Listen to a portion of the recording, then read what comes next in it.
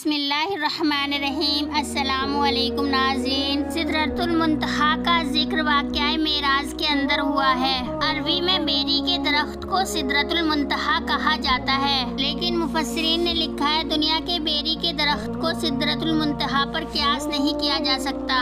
اللہ ہی جانتا ہے کہ وہ کس طرح کی بیری ہوگی، اور منتہا کے معنی انتہا یا آخری حد ہے، یعنی یہ وہ مقام ہے یہاں سے آگے مخلوق کو جانے کی اجازت نہیں۔ سدرۃ المنتہا پر ہر عالم کا علم ختم ہو جاتا ہے، اور اس کے آگے جو کچھ بھی ہے اللہ کے علاوہ کوئی بھی نہیں جانتا۔ رسول اللہ صلی اللہ علیہ وسلم کے علاوہ کوئی بھی اس مقام کے آگے نہیں گیا۔ روایتوں سے پتہ چلتا ہے کہ سدرۃ المنتہا کے درخت کی جڑ چھٹے آسمان میں اور پھیلاؤ 7ویں آسمان میں ہے۔ معراج کی رات جب نبی پاک صلی اللہ علیہ وسلم کو حضرت جبرائیل علیہ السلام آسمان پر لے گئے، اللہ کے حکم سے ایک کے بعد دوسرے آسمان کی سیر کرتے ہوئے جب آپ صلی اللہ علیہ وسلم 7ویں آسمان میں داخل ہونے لگے تو سدرۃ المنتہا کا مقام آیا۔ وہاں ایک عظیم درخت موجود تھا جس کے پھل مقام ہجر کے مٹکے جیسے تھے اور پتے ہاتھی کے کانوں کی طرح تھے۔ ہجر دراصل قوم عاد کی مملکت کا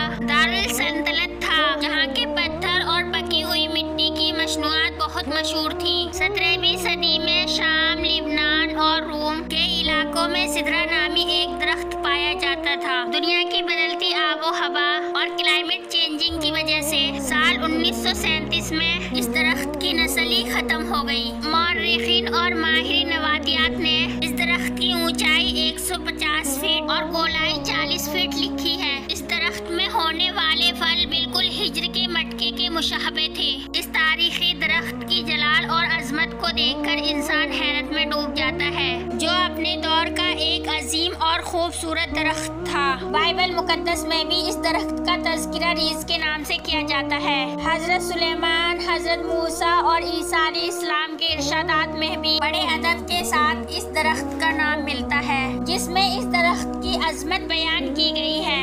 ظہور میں بھی اس درخت کو دا ٹری آف لارڈ یعنی خداوند خدا کا درخت کہا گیا ہے۔ حضرت سلیمان اور حضرت داؤد علیہ السلام نے اپنی عبادت گاہیں اور محلات اسی درخت کی لکڑی سے بنوائے تھے۔ سدرہ کی لکڑیوں میں اتنی خوشبو اور چمک ہوتی کہ اس سے بنی عبادت گاہیں معطر اور نہایت ہی صاف ستھری رہتی تھیں، اور تقریباً 400 سال تک ان پر موسم کا کوئی بھی اثر نہ ہوتا تھا۔ شام و یونان اور لبنان کے علاوہ ہندوستان کے ہمالیہ سلسلوں میں بھی پایا جاتا تھا، جسے دیودار کہا جاتا تھا۔ اس درخت کو ہندوستان میں دیوتا کا درخت مانا جاتا ہے، اس لیے اس کا نام دیودار ہے، جبکہ عرب میں سدرہ کے اس درخت کو اجر کہا جاتا تھا، جسے سجرۃ اللہ کے نام سے یاد کیا جاتا ہے۔ یہ تینوں نسل کے درخت دراصل ایک ہی خاندان سے تعلق رکھتے تھے، اور اسی خاندان میں بیری کا درخت شامل ہے۔ اسی لیے اسلام سے قبل عربی کی کتابوں میں بیری کے درخت کو سدرہ ہی کہا گیا ہے۔ مختصر یہ ہے کہ سدرہ قدیم دور کا ایک نایاب درخت تھا، اسی لیے قرآن و حدیث میں دنیا کے اس بیری کے درخت کو سدرۃ المنتہا سے تشبیہ دی گئی ہے، لیکن سدرۃ المنتہا جو 7ویں آسمان پر موجود ہے اس دنیاوی درخت کے جیسا بالکل بھی نہیں۔ حضرت عبداللہ بن مسعود رضی اللہ تعالیٰ عنہ نے فرمایا کہ سدرۃ المنتہا چھٹے آسمان پر ہے۔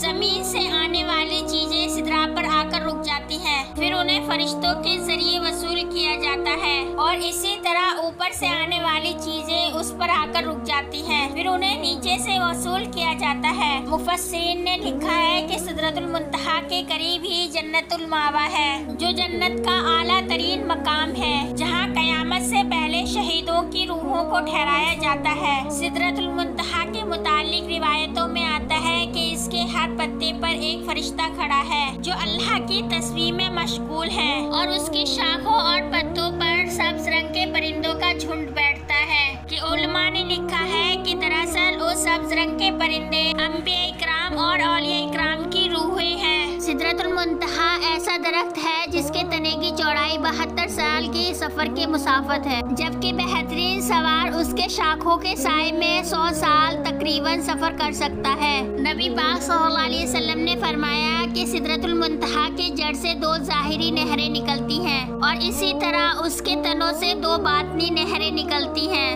آپ نے میرا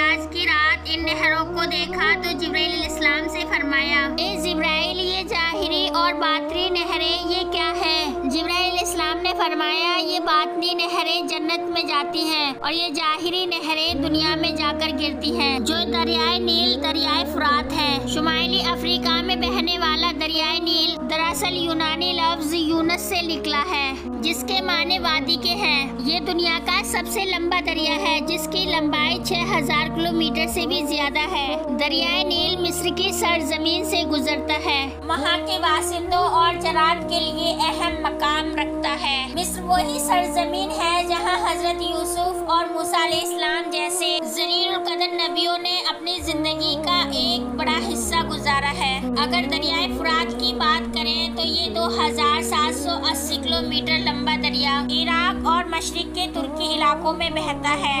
ये वही दरिया है जिसके किनारे नबी पाक सल्लल्लाहु अलैहि वसल्लम के प्यारे नवासे इमाम हुसैन रज़ी अल्लाह ताला अन्हु को करबला नामी मकाम पर शहीद किया गया। और अहादीस के मुताबिक नबी पाक सल्लल्लाहु अलैहि वसल्लम ने क़यामत के करीब सोने के खजाने या पहाड़ निकलने की पेशन गोइयाँ की हैं। ये बात जाहिर है कि सिदरतुल मुंतहा इस जमीन से अरबों खरबों दूरी कई साल के फासले पर कहीं किसी मकाम पर मौजूद है। लेकिन सवाल ये उठता है कि सिदरतुल मुंतहा से निकलने वाला पानी नील और फुरात की शक्ल में हमारी इस जमीन तक कैसे पहुंच रहा है? हमारी इस जमीन पर पानी कहां से आया? ये हमेशा से साइंसदानों के लिए एक अहम सवाल बना रहा है। कुछ साइंसदानों का ख्याल है कि जमीन पर ये पानी उस वक्त से है जब से ये जमीन वजूद रखती है, जबकि हाल ही में एक तहकीक होने वाली में ये बताया गया जमीन पर आने वाला पानी आज से अरबों साल पहले किसी साहिब साकिब या मेट्रोड के जरिए यहाँ लाया गया था